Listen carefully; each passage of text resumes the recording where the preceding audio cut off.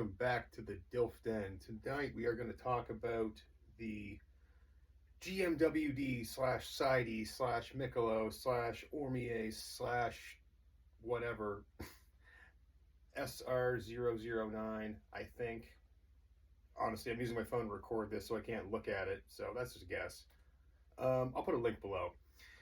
This is the cheapest seated row machine I could find anywhere on the internet. I got this on Temu USA for like $190. And I didn't really know what to think. On a kind of a gamble. But I actually really, really like it. We've probably all seen the old Body Solid machine that's very similar to this. And they really went out of the way to make some really cool improvements to this, I gotta say. Right off the bat, this thing moves unilaterally, which is a nice touch, I feel like. It also has these articulating handles, which are not like the best bearings ever, but it's a nice touch, honestly. A lot more adjustments within the seat, the chest pad. The seat adjusts up and down, but also forwards and backwards.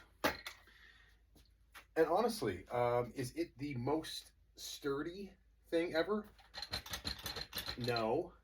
But if we're talking about home gym use products, do we have versatility and do we have a good footprint? This checks both of those boxes in a really big way. So if we're going to talk about versatility, I guess first you should talk about the important training functions of the back. So people just think lats, and there's at least three major functions of the back that I consider when I'm programming for myself and for my clients. So starting with your upper back, so that's rear delts, traps, rhomboids, stuff like that. You're ideally going to be training those with your upper arm about 70 to 90 degrees away from your torso. Okay? And you're trying to get your scapula retracted as much as possible in that plane. From there, if we're talking about lats, you want to be somewhere between about 45 and 0 degrees of humeral abduction from the torso. And you're trying to, again, just try to keep that arm as close to your body as you can. Now, this allows for both of those things. Does it do them perfectly? No. But, again, for $190 with an incredibly small footprint, it does a pretty damn good job. And I'll show you exactly what I'm talking about, probably the biggest shortcoming of the machine. If we're talking about being set up on this machine to get the most out of your upper back in a row, one thing I actually like to do is to take this seat out altogether, flip it around, and sink it all the way to the bottom. Now you can't use the pin in this function, but it doesn't really matter, because really you want to have this seat as close to this chest pad as possible in this variation. So for me, about one whole showing on this is the sweet spot. Now, the biggest thing about this machine that isn't awesome is if you're using the wide fixed handles, it is kind of a bitch to set up once you get some weight on it. And I'll kind of show you what I mean. So you can kind of reach over like this and get one side up and get the other side up, and that's okay. And you can even kind of put your feet here to brace yourself. But that's the only real thing. So if you're trying to grab both at the same time, you've got to reach over like this, find a way to kind of anchor yourself on the chest pad, and kind of get yourself back in position, which again is not the worst thing in the world. It's just kind of a pain. So this does a really good job, I find, of really keeping you in a nice fixed path of about 70 to 80 degrees of humeral adduction. There's a really nice drop off as you go through the range of motion here. And it really, just again, it's heavy where you want it, and it gets lighter when you want it to get lighter. And if you've watched anything else on this channel, you know, ideally you would have a level of congruity or similarity between the resistance profile of a machine or exercise and the strength profile of a muscle. Okay, So for your upper back, that is just about perfect because you are strongest when you are stretched and you are weakest when you are contracted. But no, this allows for a really good degree of scapular retraction, allows for a good arm path for me. You might be different, but again, this machine does scale to fit most anybody with most any arm length. So if we're talking lat training, again, you want to have your upper arm relatively close to your torso. And what's nice about this is that these articulating handles actually do a pretty good job of allowing slightly diverging, if you want, or converging lines of pull. The downside is, and this is kind of where the plate eater thing might come into play for some people, depending on how big and or strong you are or plan on getting, which if you're watching this channel, I hope is as big and strong as possible, is the ability to brace yourself on this. So for me, that's a real simple fix. I'm just using a squat wedge or heel wedge here, again, just to give me something to brace my feet on as I pull this. So again, this is a pretty solid job of rowing in the sagittal plane. So I'm just going to pull back like this, get myself anchored in. And again, a nice heavy, heavy, heavy, less heavy, less heavy, less heavy, less heavy. There is some evidence to suggest the lats respond best to a mid-shortened resistance profile. To me, you're almost getting lost in the weeds at that point, because how you structure this movement in a training session is going to matter more relative to the resistance profile. If this is like your primary lat movement in an upper body workout or a pull workout, might not be the best choice. However, for me, if I'm training my lats unilaterally, I've probably, in a pull workout, I've probably already done some kind of bilateral frontal plane pull down, and I've probably already done some type of bilateral upper back biased row. So for my particular use case, where I like to use this would be like my third pulling movement in a pull session, or one of my last movements in an upper session.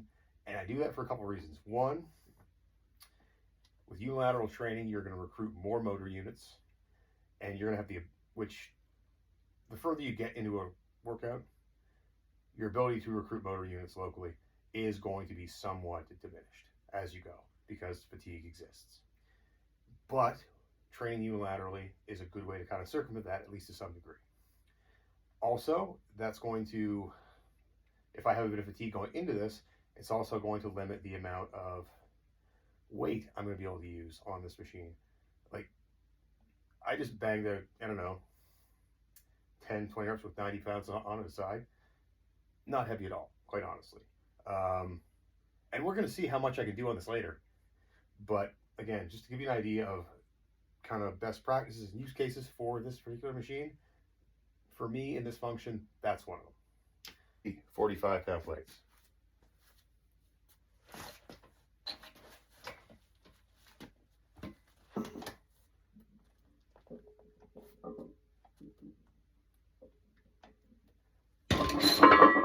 Easy 4 45-pound plates.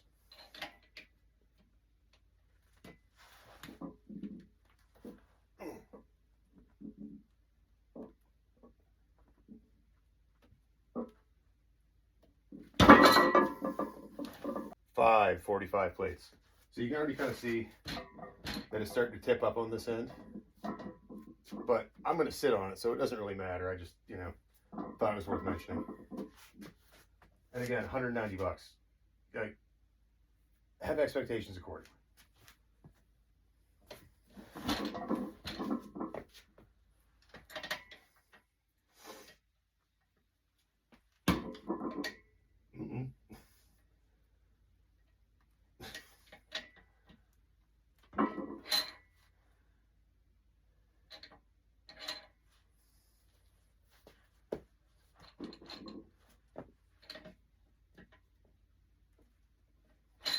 really don't want to break this thing, but I kind of want to see what'll happen. So I'm splitting the difference at 445s and a 25, so 205 pounds on each plate horn. Pray for me.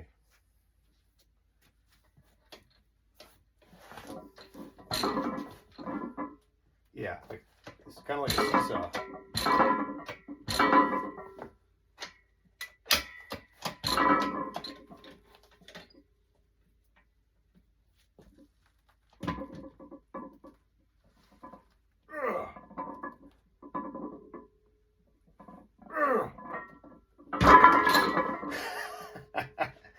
So, not the prettiest reps you ever did see, but I don't think anything broke. So, this thing appears to have survived the attempt at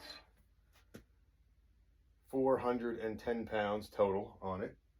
I seem to have survived too, which is nice, because like tearing my bicep for YouTube is kind of hustled backwards. But again, a pretty solid performing piece. The most durable, I don't know. I guess we'll see.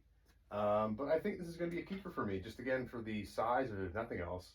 And anyone who follows me on socials already knows I have like 2 to 3-ish other rowing machines in the rotation, but I'll definitely try to make room for this and keep everybody posted. But in general, I think this is a pretty damn good piece of equipment relative to the price and relative to what it does, which is a lot of things fairly well. And you'll see a lot of people bitch online about this lack of constant tension. I talked about this when I tried to break the crappy Temu leg extension. But constant tension is not a good thing because muscles are not linearly strong, so you should not have a linear resistance throughout the movement.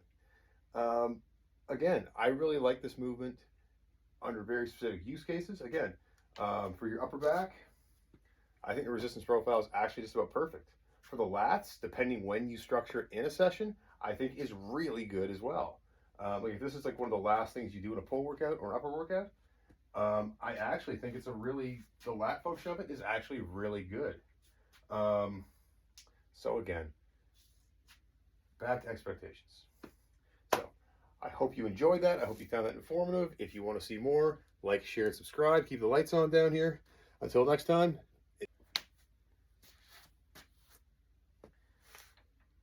Okay, so this machine appears to have survived the attempt at 410 pounds total. I appear to have survived as well, which is nice, because tearing my bicep for YouTube clout is it's super hustling backwards. But again, I recommend this machine for most any home gym, depending what you're, because for the footprint alone, the versatility alone makes it worth it to at least try. The factor of the price tag, yeah, this is an absolute no-brainer. One thing you'll see people complain about online with this thing is the lack of constant tension. And again, the strength profile of muscles are not strictly linear. So why should you want a machine with a resistance profile that is? Okay, like I said, the profile of this actually really mimics the resistance profile or the strength profile of the upper back very well, meaning heaviest stretched, lightest when retracted. And the lats, depending on where you would structure this in a session, I think it also does a very good job of that as well. So again, totally recommend this machine for the price tag, the versatility, the footprint. And again, I'm not affiliated in any way with GMD or GMWD or Saidi or Ormiace or Nicolo or anything. I'm just out here for the love of the game. Okay, so if you like this and you found it useful, you found it helpful, please share, like, and subscribe, and we'll see you next time in the DILF Den.